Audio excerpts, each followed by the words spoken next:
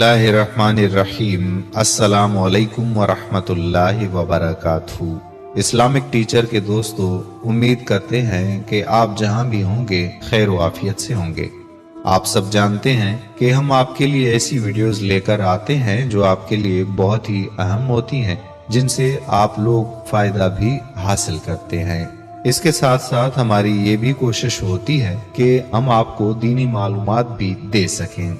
आज इस वीडियो में जिस बारे में हम बात करेंगे वो है खाना काबा की। जी हाँ, खाना काबा, जिसकी जानिब मुंह करके हम सब लोग नमाज अदा करते हैं।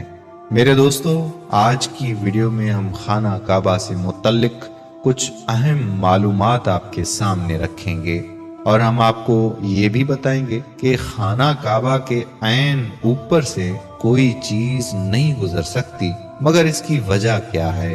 दोस्तों, इसकी वजह जानकर मक्का में काम करने वाले बहुत सारे चाइनीज भी मुसलमान हो गए थे। लेकिन दोस्तों, वीडियो के आगाज से पहले हम आपसे दरख्वास्त करेंगे कि अगर आपने हमारा चैनल इस्लामिक टीचर सब्सक्राइब नहीं किया तो हमारा चैनल अभी सब्सक्राइब करें और बेल आइकन पर भी क्लिक करें ताकि वो तमाम वीडियोस बर वक्त आपको मिल सकें जो हम सिर्फ और सिर्फ आपके लिए लेकर आते हैं। दोस्तों, अब वीडियो का बाकायदा आगाज करते हैं। खाना काबा को काबा या बैतुल्लाह भी कहते हैं।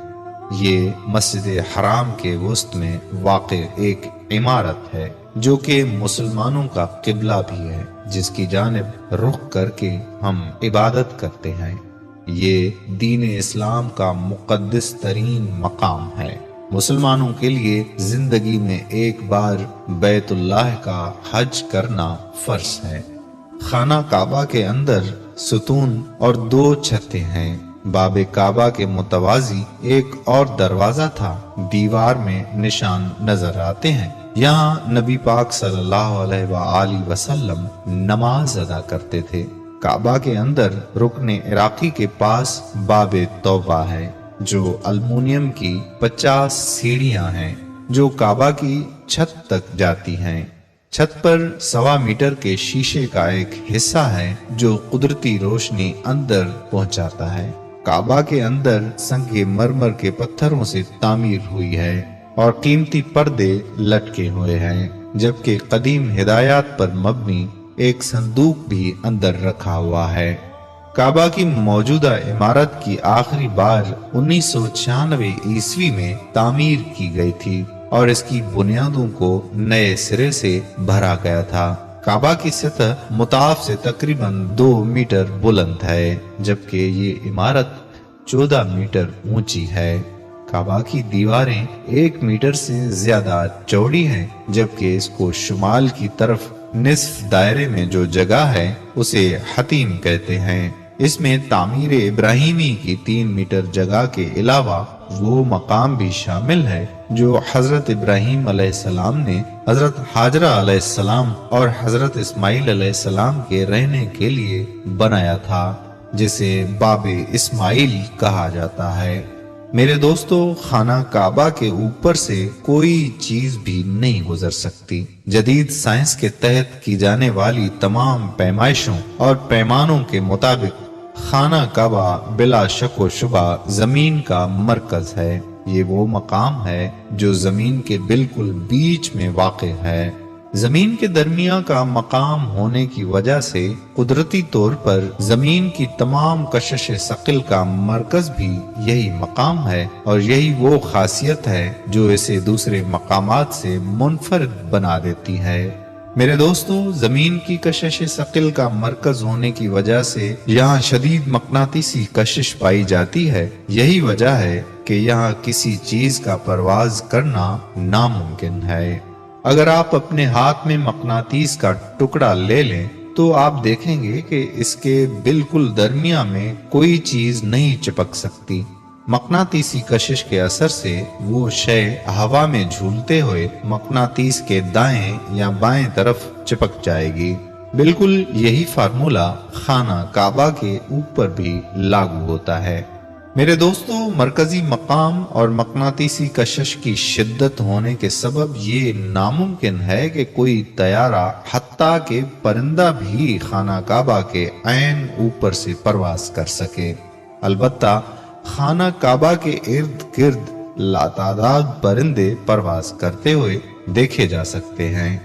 میرے دوستو، یہاں ہم آپ کو ایک اور حیرت انگیز معلومات دیتے چلیں کہ خانہ کعبہ سے جو روشنی نکلتی ہے وہ آسمانوں اور خلاؤں کا سینہ چیر کر بنا کسی رکاوٹ کے سیدھا 7ویں آسمان تک جا پہنچتی ہے، جہاں بیت المعمور واقع ہے۔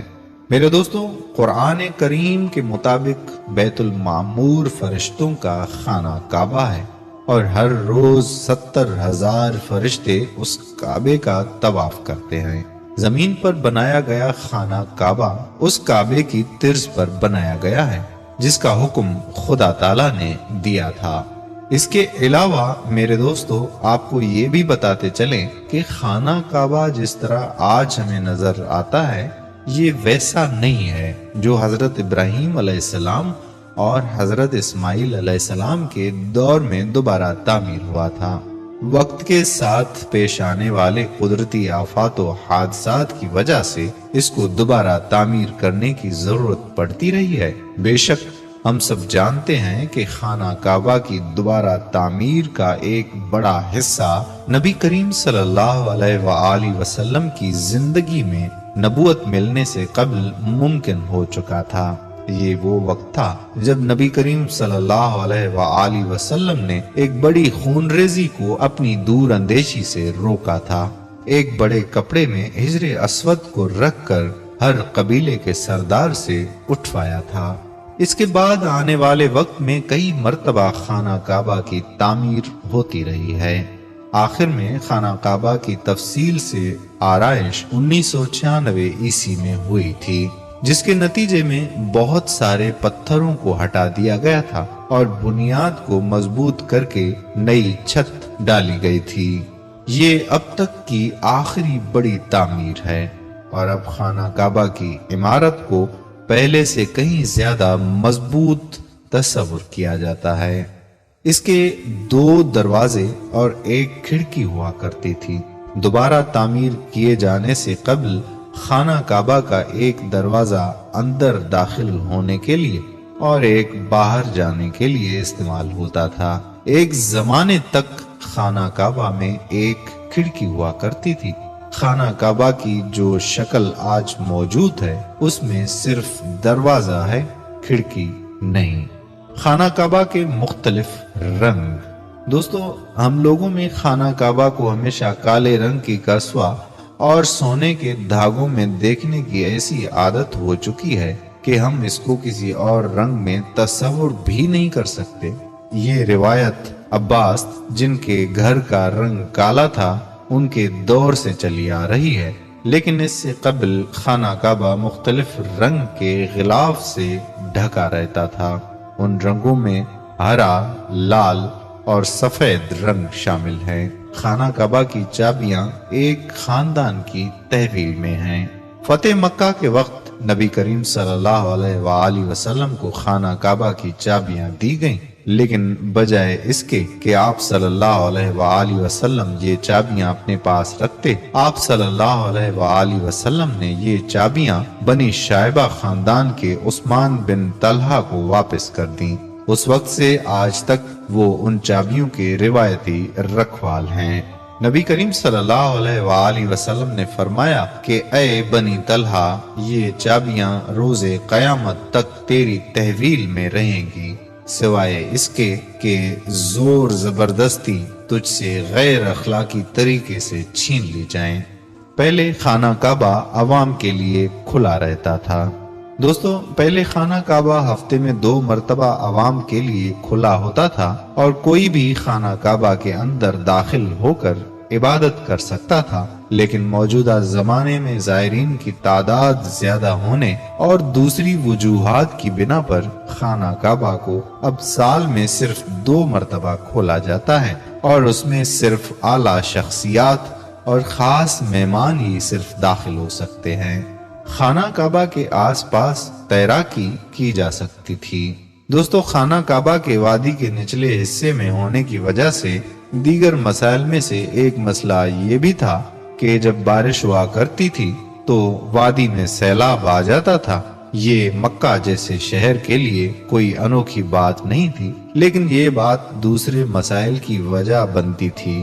اس وقت یہاں سیلاب کی روک تھام اور نکاسی آب کا نظام موجود نہیں تھا۔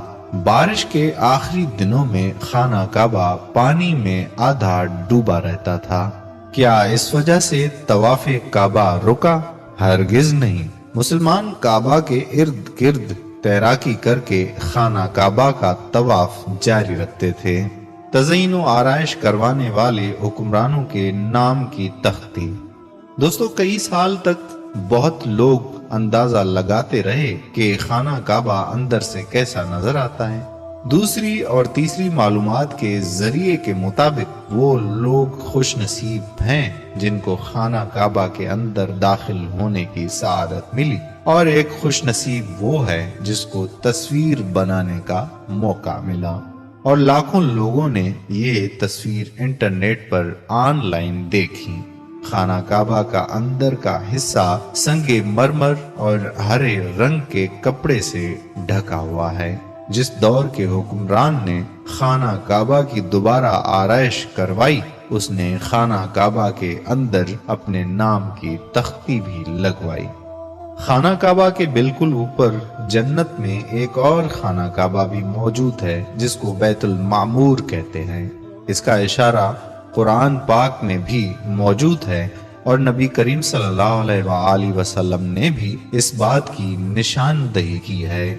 اللہ کے نبی صلی اللہ علیہ وآلہ وسلم نے معراج کا واقعہ سناتے ہوئے فرمایا کہ جب مجھے بیت المعمور دکھایا گیا تو میں نے حضرت جبرائیل علیہ السلام سے پوچھا۔ انہوں نے جواب دیا کہ یہ بیت المعمور ہے جہاں 70,000 فرشتے روزانہ اللہ کی عبادت کرتے ہیں، اور جب وہ یہاں سے جاتے ہیں تو واپس نہیں آتے، ہمیشہ نیا دستہ آتا ہے، یعنی ایک فرشتے کو صرف اس کے طواف کی ایک بار سعادت ملتی ہے۔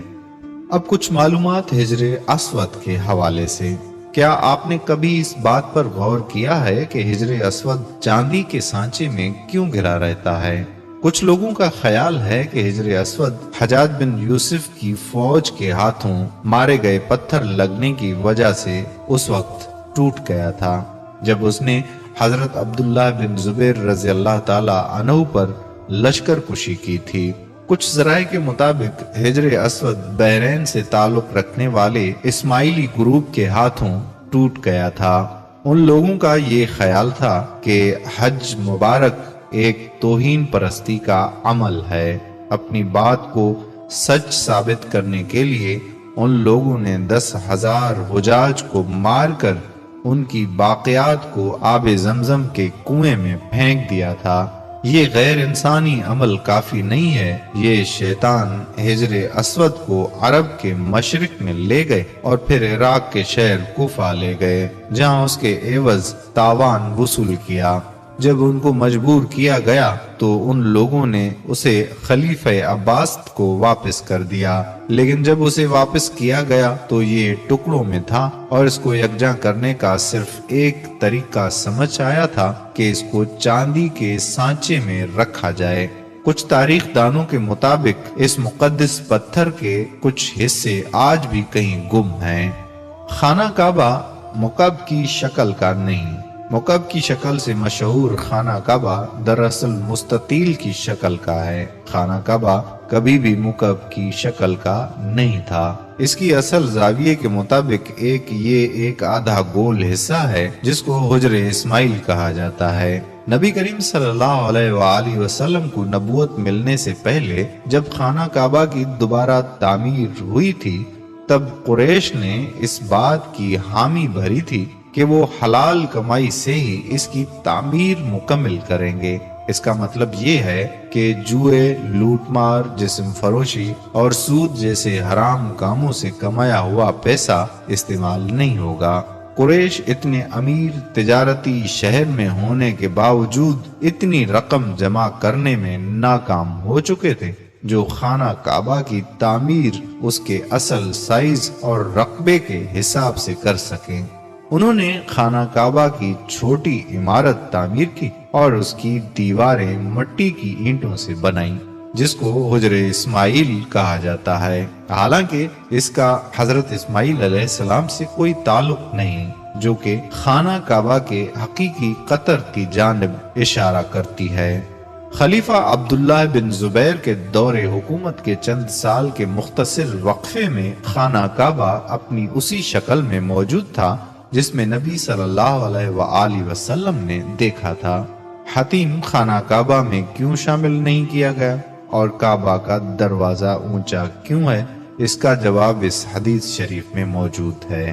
امام مسلم رحمت اللہ علیہ نے حضرت عائشہ رضی اللہ تعالی عنہا سے حدیث بیان فرمائی ہے کہ عائشہ رضی اللہ تعالی عنہا بیان کرتی ہیں کہ میں نے رسول اللہ صلی اللہ علیہ وآلہ وسلم سے حتیم کے بارے میں سوال کیا کہ کیا یہ بیت اللہ کا ہی حصہ ہے، تو نبی صلی اللہ علیہ وآلہ وسلم نے جواب دیا کہ جی ہاں۔ حضرت عائشہ رضی اللہ تعالی عنہا بیان کرتی ہیں کہ میں نے پوچھا کہ اسے پھر بیت اللہ میں داخل کیوں نہیں کیا گیا، تو نبی صلی اللہ علیہ وآلہ وسلم کا جواب تھا کہ تیری قوم کے پاس خرچے کے لیے رقم کم پڑ گئی تھی۔ میں نے کہا کہ بیت اللہ کا دروازہ اونچا کیوں ہے؟ نبی پاک صلی اللہ علیہ وآلہ وسلم نے جواب دیا کہ تیری قوم نے اسے اونچا اس لیے کیا تاکہ وہ جسے چاہیں بیت اللہ میں داخل کریں اور جسے چاہیں داخل نہ ہونے دیں، اور اگر تیری قوم نئی مسلمان نہ ہوتی اور ان کے دل اس بات کو تسلیم سے انکار نہ کرتے، میں اسے یعنی حتیم کو بیت اللہ میں شامل کر دیتا اور دروازہ زمین کے برابر